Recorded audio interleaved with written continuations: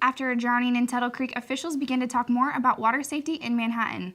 And after some drama in the SGA presidential race, we sit down with the new president-elect to talk about the future. Businesses prepare for the biggest party of the year. And coming up later in the show, I'm going to tell you how the weather might affect your spring break plans.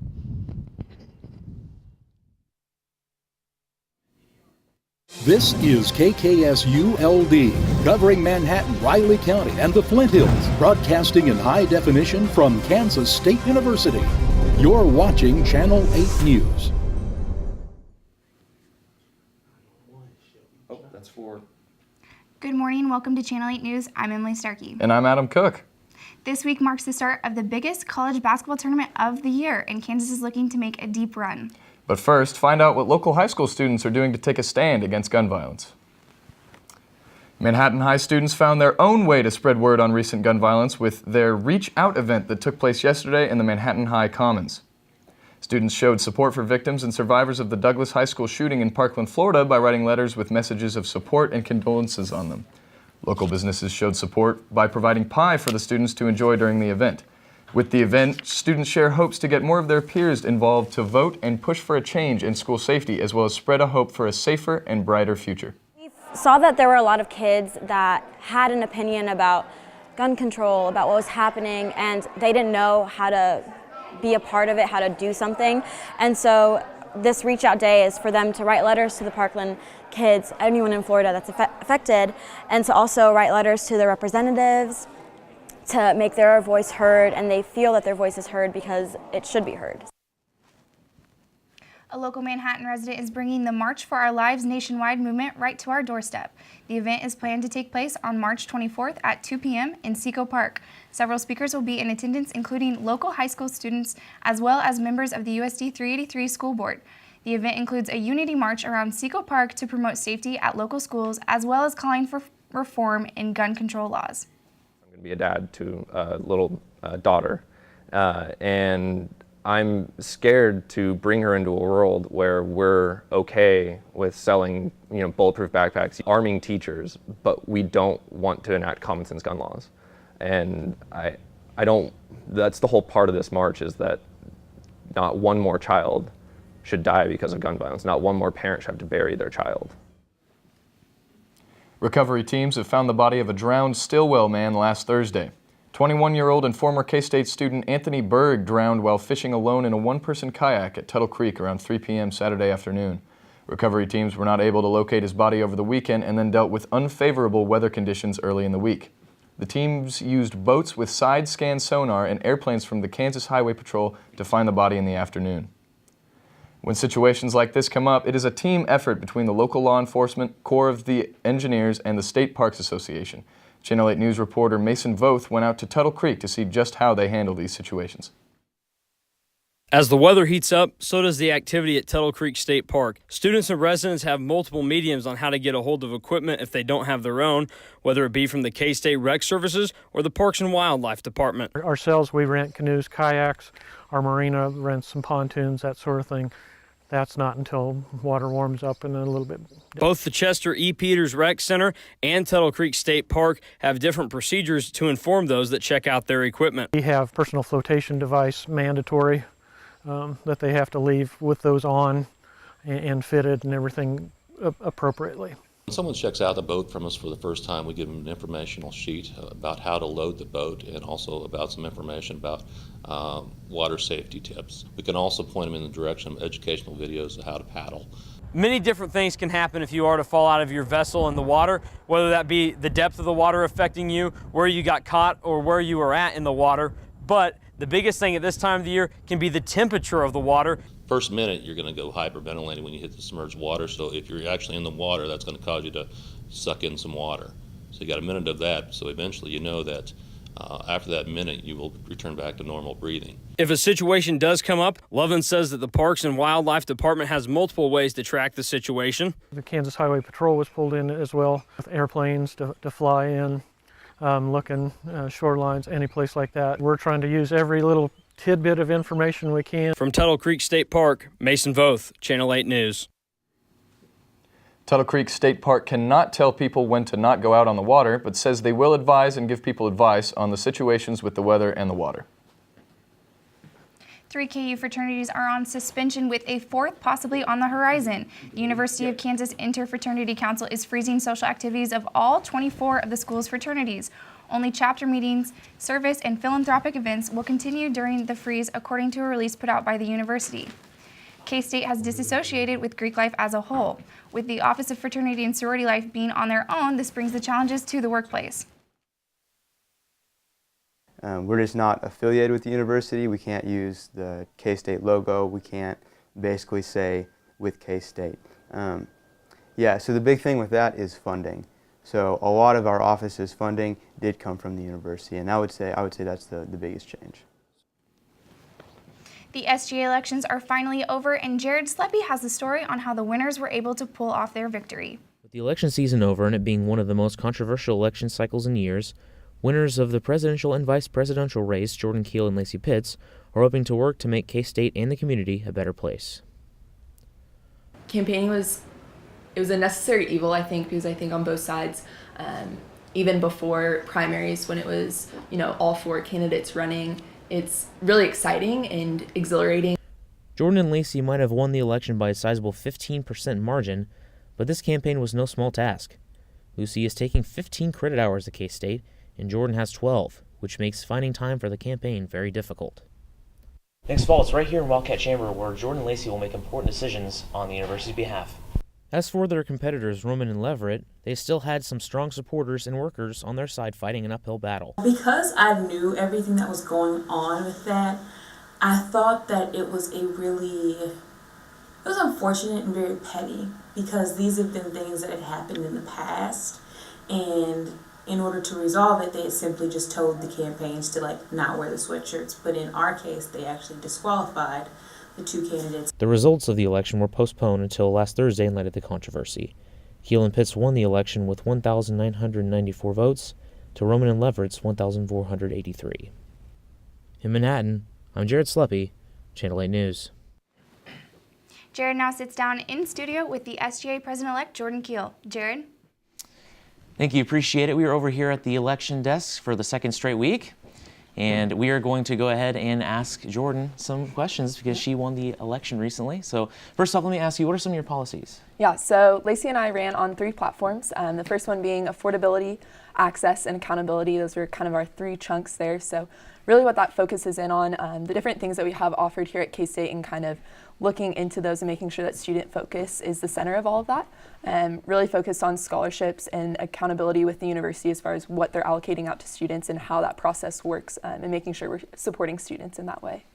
So you talk about the students. What specifically for the students are going to be doing? Yeah, so with affordability, one thing that we really want to do is reevaluate our scholarship structure, whether that be with how we're allocating money out to out-of-state students and making sure we're expanding those programs to hopefully help entice out-of-state students from coming in-state to K-State. And then also looking at how we allocate merit-based scholarships, whether or not that GPA requirement is really what it needs to be at, and what process students go through when they lose those scholarships, and making sure students are still supported after that fact. So what's the very first thing that you're going to be doing come next fall? Yeah, we get this question a lot, and honestly, it's kind of funny because the first thing has already happened. It's been happening for the last couple of months, but it doesn't really start in the fall. So right now, we're looking at getting our team together as far as our chief of staff and our cabinet, because that really determines, once we get those folks together, when we can really start on our platform. So that's our main focus right now, and then also looking at the other students that maybe didn't vote for Lacey I, and making sure that all students at K-State still feel like their voice is being heard within SGA and still feel that support now that we're going through as the president and vice president-elect. So one last quick question real quick. What's the first thing that, we're actually going to throw it back to, yes, my apologies. We are all out of time. Let's go and throw it back to Emily and Adam. Thanks, Jared. Fake Patty's Day was last Saturday. Coming up next, we'll tell you more on how this fake holiday affected the city of Manhattan. Also, some volunteers are finding a way to give back to their community. That story coming up after the break.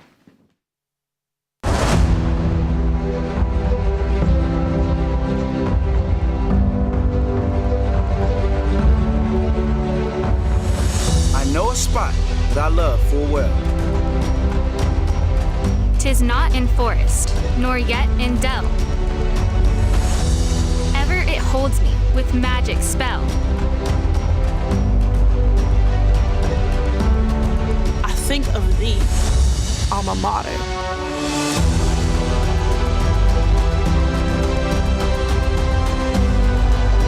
Carry thy banner high. Long, long, may thy colors fly. Loyal to thee, thy children will swell the cry.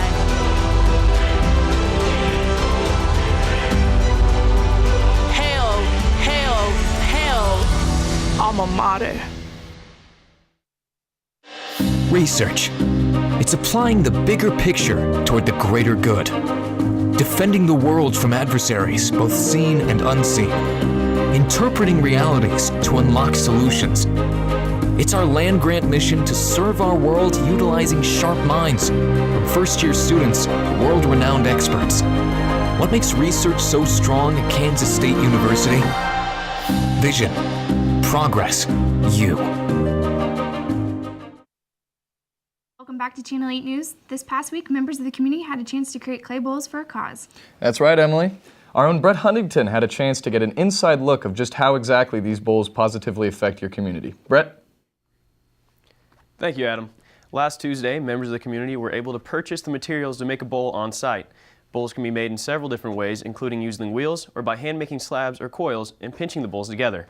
Proceeds go to Common Table, which is a local group of churches that get together to provide warm meals for those in need. The clay bowls made can then be brought back and filled with soup on April 7th. I got a chance to catch up with Suzanne Gleemore, a volunteer, to see what making these bowls means to her. Me personally, it's very important because it supports people that need help, but it also creates community with everybody coming together and having a wonderful time, getting together, playing with clay and water and having fun.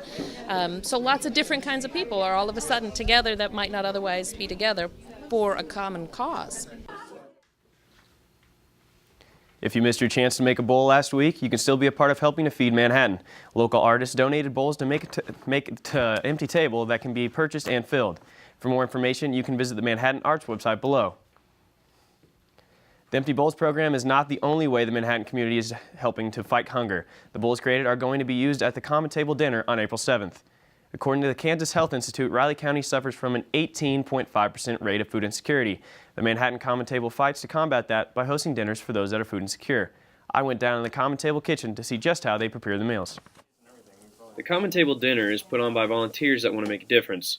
Samantha Rose volunteers at the Common Table and also uses the services that the Common Table has to offer. I think it's super important and it's super meaningful to me. I mean, I'm a part of the community that this serves, so I'm like a part of like the poor student population that doesn't really have food all the time. I've been to the breadbasket and used those services before, and so it's important for me to give back to those resources because I use those resources and they're really important to me, just in my own personal like economic, social life. So. The Common Table serves dinner every Sunday at the First Congressional United Church of Christ, but they don't just stop at Sundays. Their main goal is to help those that are hungry 7 days a week. The dinner is served almost every day by a different religious organization in a different venue, and a head chef is tasked with planning and cooking the meal. This Sunday, Jeff Keller had the responsibility of head chef, a job he says is very rewarding. Well, the greatest thing is you think you're giving back, but at the end of the day, I receive so much more from the people that I work around, the people that we serve, to get to listen to their stories and to connect with folks that aren't in my typical circle of friends is really rewarding for me. As food insecurity becomes an increasing problem in Manhattan, the Common Table program hopes to continue making a difference for those without the resources to put food on their plates.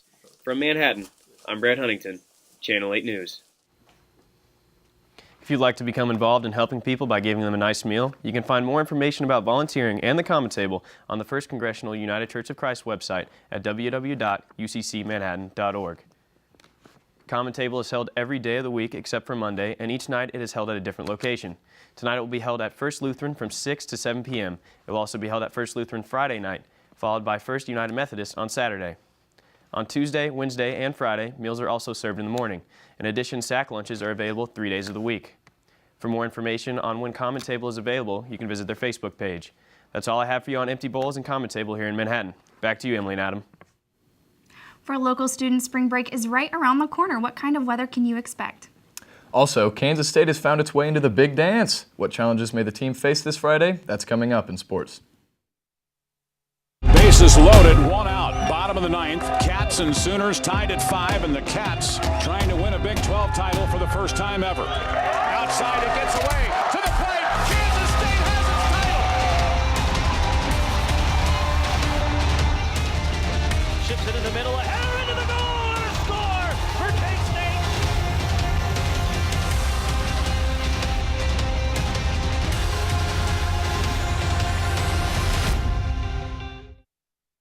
The best kept secret in Manhattan is not a secret anymore. I'm Wyatt Thompson, the voice of the Wildcats, and welcome to JP's Sports Grill. With daily chef-inspired specials, a full bar, and a diverse menu that has something for everyone, this place is guaranteed to impress.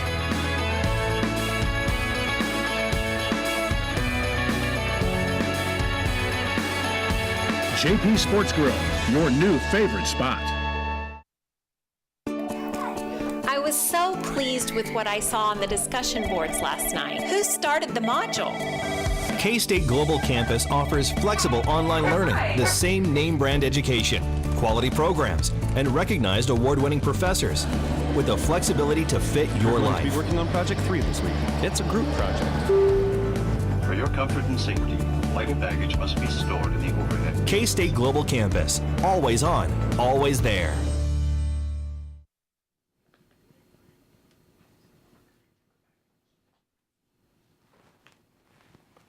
Welcome back to Channel 8 News.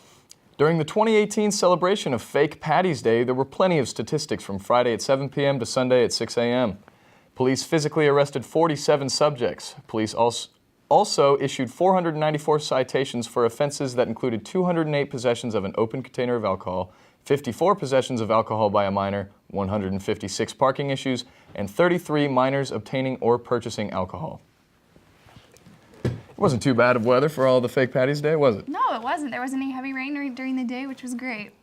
Let's check with our weather anchor to see what weather you will be looking at when you head back home for spring break. Emma?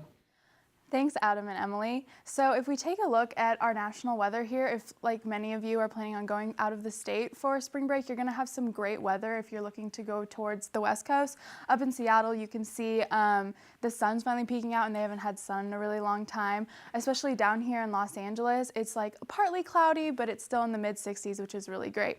However, if you're planning a trip to the south, you can see that's where you're going to see most of your heat. So it's mid-70s in Austin, as well as mid-60s in Atlanta with plenty of sunshine. But if you're planning a trip to the East Coast, I'd say pack a coat, because as you can see, New York not even at 50 degrees and it's pretty cloudy, and Chicago, the Windy City, is pretty chilly. So if you're planning on going there, definitely bundle up. But however, if you're staying here and you're planning on just having a staycation at home here in Kansas, we do have some pretty warm weather here. So we actually have two fronts moving in. We have one coming in from the west side of the state. So we have a warm front moving in from Colorado. That's why you're seeing warmer temperatures like 82 all the way down here in western Kansas. And then we also have a colder front moving in from the north, and that's why you're seeing 69 degrees over in the Kansas City area. But still, it's pretty warm all across the state with temperatures pretty much ranging in the 70s. But here locally in Manhattan, you'll see that we are going to reach our high temperature at 4 p.m. today. We're going to reach it at 74 degrees, and it's going to be mostly sunny today. And then at sunset, which is around 7:30, we're going to see that the temperature is going to drop a little bit, and it's still going to be partly cloudy, but the sun's still going to be out. However, it's going to be pretty cloudy the next morning. So at sunrise tomorrow morning, we're going to see that clouds have formed over the night, and it's going to be 50 degrees the next day. But if we take a look at the next 5 days, we're actually going to see that those clouds are going to remain. And you're going to see that on Friday, we're going to have the sun's going to peek out a little bit, but not too much, and it's not even going to reach 70 degrees. And then On Saturday, it's going to be a little bit chillier, and then on Sunday and Monday, we're going to have rain. So that's when you're going to see the temperature really drop. And then on Tuesday, the sun's going to come back out, and hopefully it'll stay for the rest of the week. Back to you guys at the desk. Thanks, Emma. The Kansas State women's basketball team is entering the postseason again for the 4th straight year. Find out who they will be going up against. K-State baseball broke out the bats against Creighton Blue Jays earlier this week. Stay tuned as we take you to Tointon Family Stadium coming up next.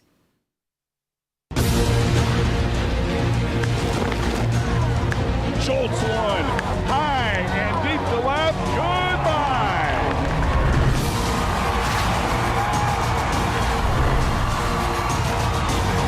Shot to right. K-State's going to try and score 2. Another play at the plate, but this time Brevin slides past the tag. And Brad Hill is the all-time winningest coach in K-State history.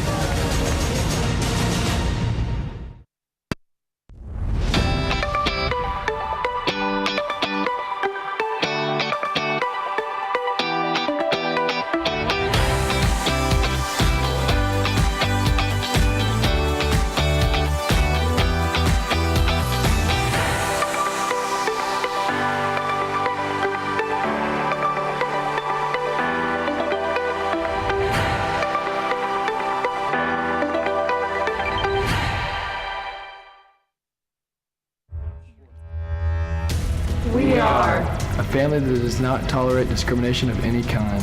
A family that believes diversity, inclusion, and sportsmanship are expectations. A family that is supportive and seeks to promote a positive environment. A family that treats all people with respect and dignity. No matter their color, creed, gender, ethnicity, or sexual orientation. We are an empowered family. Who empowers family. Welcome to K-State. This is who we are. It's going to be a big week in sports. Yes, it is. Channel 8 sports reporter Dylan Lears is here to talk about that and more. Dylan? Thanks, guys. We've had an exciting week coming off the Big 12 tournament, and leading up to March Madness, I took a look at how K-State is shaping up.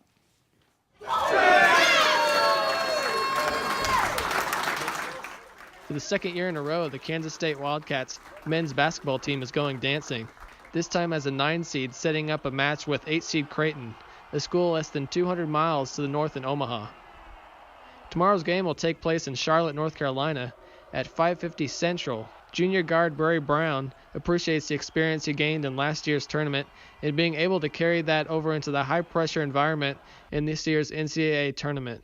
Just being there, going through it, going on the playing route, having those jitters, having that good feeling, just being able to have that under our belt and being able to win that game and move on is it was kind of surreal. While players are thankful for the time they spent playing on this court, they also know that some players don't get to play in the big dance. Oh, it's great, man. I know it's a lot of teams, a lot of seniors that are done, college careers are done, so to be able to play in the postseason is big time. That you gotta be ready. It's one game and you're out, so you just gotta give it your all, be locked into the scouting report, and be a defensive minded team, and just be ready to go out there and fight for your teammates and try to make history. If the Cats can get the win against Creighton, that would mark the first NCAA tournament round of 64 win since 2012. If K-State wins tomorrow, they will likely face the overall #1 seed Virginia in a Sunday showdown.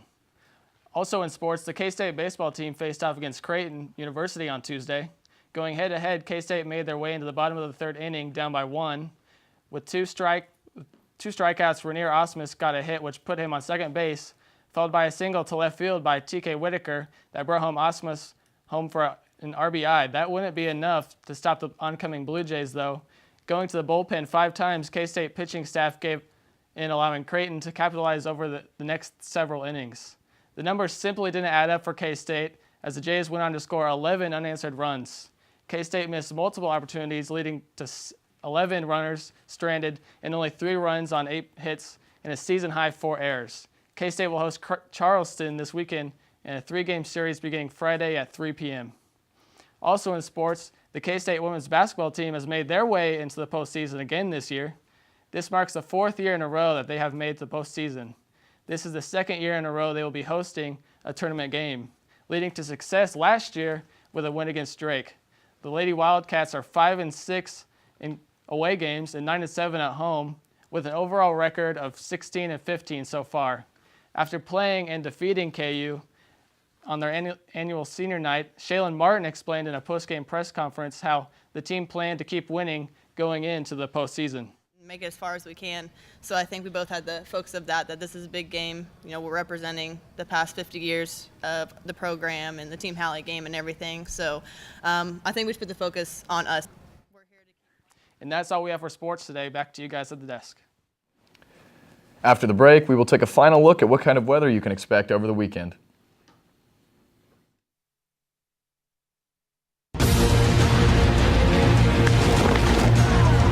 Schultz one, high and deep to left, goodbye.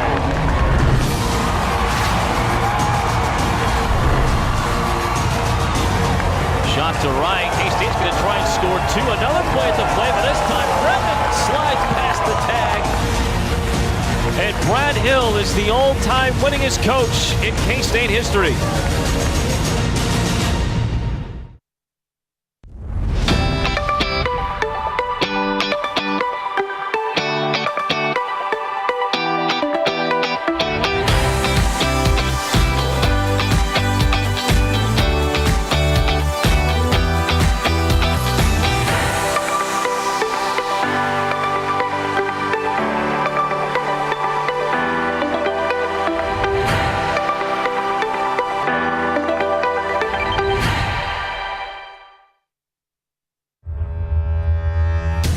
We are a family that does not tolerate discrimination of any kind.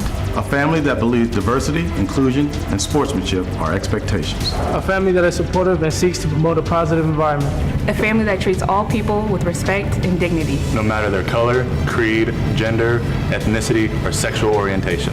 We are an empowered family. Who empowers family. Welcome to K-State. This is who we are. Fake Patty's Day wasn't the only event that took place on Saturday.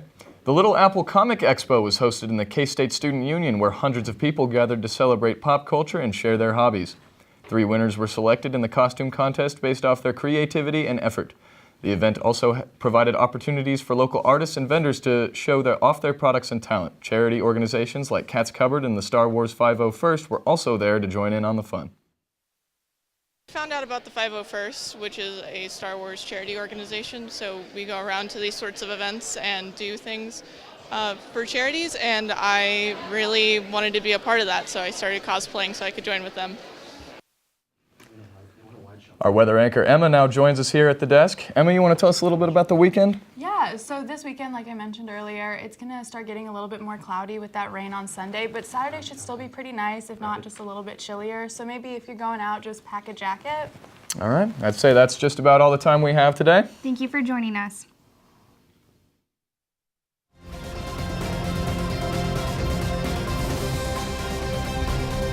This is Channel 8 News.